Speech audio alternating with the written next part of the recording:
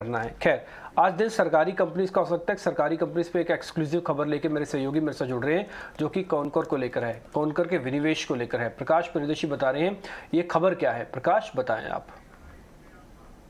देखिए, सूत्रों के हवाले से जो जानकारी हमें मिल रही है उसके हिसाब से कॉनकोर के विनिवेश की प्रक्रिया बहुत जल्दी शुरू नहीं होने जा रही है।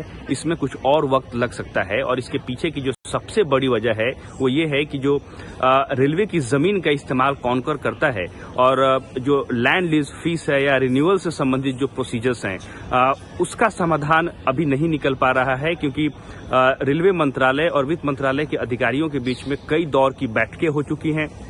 कॉनकोर को किस तरह की रियायत दी जाए ताकि उसके विनिवेश की प्रक्रिया को ज्यादा आसान बनाया जा सके, इन्वेस्टर्स को इसमें दिलचस्पी हो, इसको लेकर काफी मंथन हुआ। लेकिन इस बात पर सहमति बनी कि सिर्फ एक कंपनी को रियायत देने से इस मसले का समाधान नहीं निकलेगा। लिहाजा इस बात पर सहमति बनी है, जैसा कि हमें सोर्स बता रहे हैं, कि पहले एक लैंड लीजिंग पॉलिसी तैयार होगी। वो पॉलिसी सभी कंपनियों के लिए होगी और उसी के दायरे में कॉनकोर को भी रियायत दी जाएगी। तो सबसे पहले अब ये होगा कि पहले लैंड लीज पॉलिसी को अंतिम रूप दिया जाएगा, कैबिनेट की मंजूरी के लिए इसको भेजा जाएगा।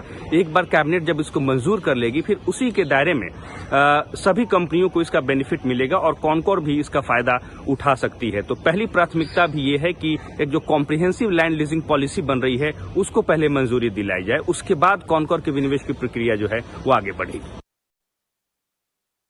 एक दो दिन से खबर मार्केट में ये चल रही है कि कॉनकोर की प्रक्रिया को बहुत तेजी से आगे बढ़ाया जा रहा है। प्रकाश कह रहे हैं कि अभी थोड़ा समय लग सकता है इसको लेकर, क्योंकि ज़मीन को लेकर अभी चर्चा चल रही है। Land leasing policy actually CONCOR के साथ, क्योंकि ज़्यादातर सरकारी कंपनीज का ज़मीनें बहुत हैं, उतना ज़मीन का इस्तेमाल ही नहीं कर पाते। तो गवर्नमेंट ने ये प्लान बनाया कि जहाँ जहाँ ज़मीन का इस्तेमाल नहीं हो रहा उसको मोनेटाइज कर देते हैं। एक तो सरकार के पास पैसा आ जाएगा, कंपनी की एफिशिएंसी इंप्रूव हो जाएगी। उसी कड़ी में कंटेनर कॉर्पोरेशन इनकी कॉनकोर भी है, पर थोड़ा समय लग सकता है। संतोष, एक बार जरा टेक्निकल चेक और कर लीजिए। 2 दिन से शेयर चल रहा है, आज भी कुछ ज़्यादा टूटा नहीं है अभी ये शेयर। एक बार जरा आपको ये बताना होगा कि ये कहाँ पे रेजिस्टेंस है, कहाँ पे सपोर्ट है इसका।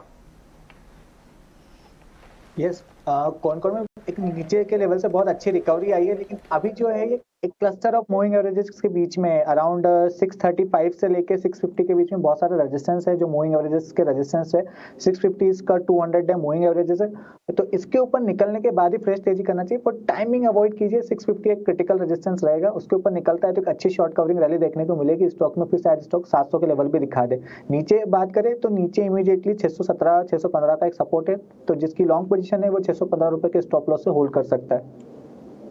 ऑलराइट, ठीक है। तो ये एक कॉनकोर पर राय रहेगी संतोष की। कुछ और स्टॉक्स भी देख लेते हैं। व्हाइट गुड स्पेस, ये थोड़ी सी हमने देखा था कि पिछले महीने बहुत चले, लेकिन इस महीने आपने टिपिकली इसमें